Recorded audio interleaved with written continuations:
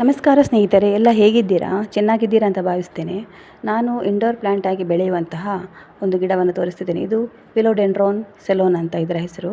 ಇದು ಒಂದು ಒಳ್ಳೆಯ ಗಿಡ ಅಂತ ಹೇಳಿದರೆ ಇದು ಈಸಿ ಮೇಂಟೆನೆನ್ಸ್ ಗಿಡ.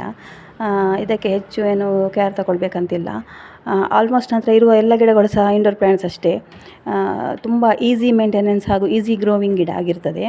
ನೋಡಿ ಇದರ ಕಲರ್ ನೋಡಿ ಎಷ್ಟು ಚೆನ್ನಾಗಿದೆ ಅಂತ. ಇದಕ್ಕೆ ಆ್ಯಕ್ಚುಲಿ ಅಥವಾ ಗೋಲ್ಡನ್ ಫಿಲೋಡೆಂಡ್ರಾನ್ ಸೆಲೋನ್ ಅಂತ ಹೇಳ್ತಾರೆ.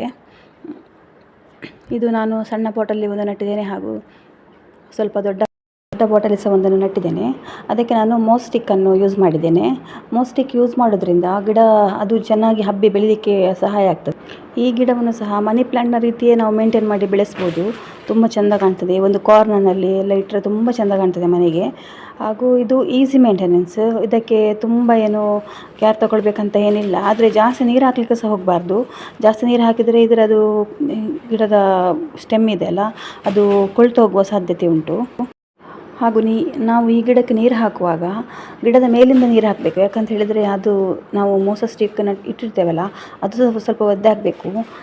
ಸಣ್ಣ ಸಣ್ಣ ರೂಟ್ಗಳು ಆ ಮೋಸ ಸ್ಟಿಕ್ಕನ್ನು ಹಬ್ಬಿಕೊಂಡಿರ್ತವೆ. ಹಾಗಾಗಿ ಗಿಡದ ಮೇಲಿಂದ ನೀರು ಹಾಕಿದರೆ ಗಿಡ ಇನ್ನೂ ಚೆನ್ನಾಗಿ ಬೆಳೀತದೆ. ಹಾಗೂ ಇದು ನೋಡಲಿಕ್ಕೆ ಸಹ ತುಂಬ ಚೆಂದ ಕಾಣ್ತದೆ. ನೋಡಿ, ಇಂಡೋರ್ ಪ್ಲ್ಯಾಂಟ್ ಆಗಿ ಬೆಳೆಯೋದ್ರಿಂದ ನಮಗೆ ಮನೆಯೊಳಗೆ ಇಡುವಾಗ ತುಂಬ ಸುಂದರವಾಗಿ ಕಾಣ್ತದೆ. ಆದ್ದರಿಂದ ಮತ್ತು ನೋಡಿ, ನಾನು ಇದರೊಟ್ಟಿಗೆ ಇನ್ನೊಂದು ದೊಡ್ಡ ಗಿಡ ಇತ್ತು. ದೊಡ್ಡ ಗಿಡ ಸ್ವಲ್ಪ ಅದು ಡ್ಯಾಮೇಜ್ ಆಗಿದೆ ಅಂತ ಹೇಳಿದರೆ ಮನೆಯಲ್ಲಿ ಕೆಲಸ ಆಗ್ತಾಯಿತ್ತು. ಆ ಕಾರಣ ದೊಡ್ಡ ಸ್ಟಿಕ್ಕಲ್ಲಿ ನಾನು ಅದನ್ನು ಕಟ್ಟಿ ಚೆಂದ ಮಾಡಿ ಹ್ಯಾಂಗ್ ಮಾಡಿ ಇಟ್ಟಿದ್ದೆ. ಅದು ಆಚೆ ಈಚೆ ಶಿಫ್ಟ್ ಮಾಡುವಾಗ ಅದರದ್ದು ಕೋಲು ಅಂದರೆ ನಾವು ಸ್ಟಿಕ್ ಒಂದು ಅದಕ್ಕೆ ಸಪೋರ್ಟವಾಗಿ ಇಟ್ಟಿರ್ತೇವಲ್ಲ, ಅದು ಕಟ್ಟಾಗಿ ಅದು ಗಿಡಕ್ಕೇನು ಡ್ಯಾಮೇಜ್ ಆಗಲಿಲ್ಲ. ಅದಕ್ಕೆ ಬಲ ಇಲ್ಲದಾಗೆ ಆಗಿದೆ ಗಿಡಕ್ಕೆ. ಹಾಗೆ ನಾನು ಅದನ್ನೊಂದು ರೀಪಾಟ್ ಮಾಡ್ತಾಯಿದ್ದೇನೆ. ರೀಪಾಟ್ ಮಾಡಲಿಕ್ಕೆ ನಾನೀಗ ಅದಕ್ಕೆ ಒಂದು ಸ್ಟಿಕ್ ರೆಡಿ ಮಾಡಬೇಕಂತ ಹೇಳಿದರೆ ನಾನು ಪೇಟೆಯಿಂದ ತಂದದಲ್ಲ, ಮನೆಯಲ್ಲಿ ರೆಡಿ ಮಾಡ್ತಾಯಿದ್ದೇನೆ. ನನಗೆ ಮನೆಯಲ್ಲಿ ಒಂದು PVS ಪೈಪ್ ಸಿಕ್ಕಿದ್ದು ಉದ್ದದ್ದು. ಅದಕ್ಕೆ ನಾನು ಒಂದು ಗೋಣಿಯನ್ನು ಕಟ್ ಮಾಡಿ ಸುತ್ತಿ ಟೈಟ್ ಮಾಡಿ ಕಟ್ಟಿದ್ದೇನೆ. ಆ್ಯಕ್ಚುಲಿ ಕೆಲವರೆಲ್ಲ ಅಂದರೆ ಕೆಲವು ತೆಂಗಿನ ನಾರಿನಲ್ಲಿ ಕಟ್ಟಿ ಎಲ್ಲ ಮಾಡ್ತಾರೆ. ನನಗೆ ಗೋಣಿ ಚೀಲ ತುಂಬ ಈಸಿ ಅಂತ ಕಾಣ್ತದೆ. ಯಾಕಂತ ಹೇಳಿದರೆ ಗೋಣಿ ಚೀಲವನ್ನು ಕಟ್ ಮಾಡಿ ಸುತ್ತಿ ಬಿಟ್ಟರೆ ಆಯಿತು. ತೆಂಗಿನ ನಾರಾದರೆ ನಮಗೆ ಬಿಡಿಸಬೇಕು, ಅದರದ್ದು ನಾರೆಲ್ಲ ಬಿಡಿಸುವಾಗ ಕೈ ತುಂಬ ನೋವಾಗ್ತದೆ. ಹಾಗೆ ಸುತ್ತಬೇಕು, ಹಾಗೆ ತುಂಬ ಕೆಲಸ ಇರ್ತದೆ. ಇದು ತುಂಬ ಈಸಿಯಾಗಿ ನನಗೆ ಇದು ತುಂಬ ಈಸಿ ಆಯಿತು. ಹಾಗೂ ಇದು ಉದ್ದ ಇರುವ ಕಾರಣ ಇದು PVS ಪೈಪು ತುಂಬ ಉದ್ದ ಉಂಟು. ಆದ ಕಾರಣ ಒಂದು ಇಡೀ ಗೋಣಿಯನ್ನು ಕಟ್ ಮಾಡಿ ಚೆಂದ ಮಾಡಿ ಸುತ್ತಿದ್ದೇನೆ. ಅದು ನಮಗೆ ಆ ಗಿಡದ ಬೇರುಗಳು ಇದರಲ್ಲಿ ಚೆಂದ ಹರಡಿಕೊಂಡು ಬೆಳೀಲಿಕ್ಕೆ ಒಳ್ಳೆಯದಾಗ್ತದೆ. ಬ್ಯಾಗಿನಲ್ಲಿ ಈ ಸ್ಟಿಕ್ಕನ್ನು ಅಟ್ಯಾಚ್ ಮಾಡಿದ್ದೇನೆ. ಸಿಕ್ಕಿಸಿ ಅದಕ್ಕೆ ಮಣ್ಣು ತುಂಬಿಸಿ ಸ್ಟಿಕ್ಕನ್ನಿಟ್ಟು ಆ ಗ್ರೋ ಬ್ಯಾಗಿಗೆ ಮಣ್ಣೆಲ್ಲ ತುಂಬಿಸಿ ಇಟ್ಟಿದ್ದೇನೆ.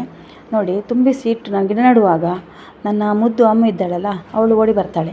ಅವಳು ಅಂತೇಳಿದ್ರೆ ನನ್ನ ಹತ್ರವೇ ಇರ್ತಾಳೆ, ಇಡೀ ದಿನ ನನ್ನ ಒಟ್ಟಿಗೆ ಇರ್ತಾಳೆ. ಮನೆ ಒಳಗಾಗಲಿ ಹೊರಗೆ ಆಗಲಿ ಅವಳು ಆಟಾಡಲಿಕ್ಕೆ ಬಂದು ಏನೋ ಅವಳಿಗೆ ಮರದ ಕೊಂಬೆಯನ್ನು ನೋಡಿದ ಹಾಗೆ ಆಗಿರ್ಬೋದು, ಹಾಗೆ ಓಡಿ ಬಂದಳು ಆಟಾಡಲಿಕ್ಕೆ. ಹತ್ತಿ ಕೂತಿದ್ದಾಳೆ, ಹತ್ತಿ ಆಟ ಆಡ್ತಿದ್ದಾಳೆ. ಆಟ ಆಡಲಿ, ಅವಳು ತುಂಬ ಅಟ್ಯಾಚ್ಮೆಂಟ್ ನನಗೆ. ಅವಳು ನನಗೆ 3 ದಿವಸದ ಸಣ್ಣ ಮರಿ ಸಿಕ್ಕಿದ್ದು, ಕಣ್ಣು ಕೂಡ ಸರಿಯಾಗಿ ಬಿಟ್ಟಿರಲಿಲ್ಲ. ಹಾಗೆ ಅವಳಿಗೆ ಫೀಡಿಂಗ್ ಬಾಟ್ಲಲ್ಲಿ ಹಾಲು ಕೊಟ್ಟು ನಾನು ದೊಡ್ಡದು ಮಾಡಿದ್ದೇನೆ. ಅವಳು ತಂದು ಕೊಡುವಾಗ ನನಗೆ ಅವಳು ಉಳಿತಾಳೆ ಅಂತ ಹೇಳುವ ಒಂದು ಆಸೆ ಇರಲಿಲ್ಲ. ಅಂತ ಹೇಳಿದರೆ ತುಂಬ ಡೆಲಿಕೇಟ್ ಬೆಕ್ಕಿನ ಮರಿಗಳು. ಅವುಗಳು ಚಿಕ್ಕ ಇರುವಾಗ ತಾಯಿಯ ಹಾಲು ಸಿಗದಿದ್ದರೆ ಅವುಗಳು ಬದುಕುವುದು ತುಂಬ ಕಷ್ಟ. ಆದರೆ ಇವಳು ನನ್ನೊಟ್ಟಿಗೆ ಇದ್ದಾಳೆ. ನನ್ನೊಟ್ಟಿಗೆ ಇರುವ ಆಲ್ಮೋಸ್ಟ್ ಎಲ್ಲ ಬೆಕ್ಕುಗಳು ಸಹ ನಾನು ರೋಡ್ ಸೈಡ್ ಬಿಟ್ಟದ್ದು, ಯಾರೋ ತಂದು ಕೊಟ್ಟದನ್ನೇ ಸಾಕಿದ್ದು. ಹಾಗೆ ನನಗೆ ಬೆಕ್ಕುಗಳಂದರೆ ತುಂಬ ಇಷ್ಟ. ಅವುಗಳೊಟ್ಟಿಗೆ ಇಡೀ ದಿನ ಟೈಮ್ ಪಾಸ್ ಮಾಡ್ತಿರ್ತೇನೆ. ನನ್ನೊಟ್ಟಿಗೆ ನಾವು ಇರ್ತೇವೆ ಅವುಗಳು. ನಾನು ಕೆಳಗಿದ್ದರೆ ಅಡುಗೆ ಕೋಣೆಗೆ ಸಹ ಬರ್ತದೆ. ಹಾಗೆ ನನ್ನೊಟ್ಟಿಗೆ ಟೈಮ್ ಪಾಸ್ ಮಾಡ್ತದೆ. ನನಗೆ ಒಂದು ಮನೆಯಲ್ಲಿ ಒಂದು ಬೆಸ್ಟ್ ಫ್ರೆಂಡ್ ಅಂತ ಹೇಳ್ಬೋದು ನನ್ನ ಬೆಕ್ಕಿನ ಮರಿಗಳು.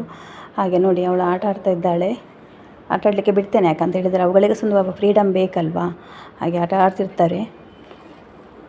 ನೋಡಿ, ಅವಳು ಹೋದ ನಂತರ ನಾನು ಆ ಗಿಡವನ್ನು ಎಲ್ಲ ರೀಪಾಟ್ ಮಾಡಿದ್ದೇನೆ. ಅಂದರೆ ಮಣ್ಣು ತುಂಬಿಸಿದ್ದ ಗ್ರೋ ಬ್ಯಾಗಿಗೆಲ್ಲ ನೆಟ್ಟು ಅದನ್ನು ಚೆಂದ ಮಾಡಿ ಕಟ್ಟಿಲ್ಲ ಇಟ್ಟಿದ್ದೇನೆ.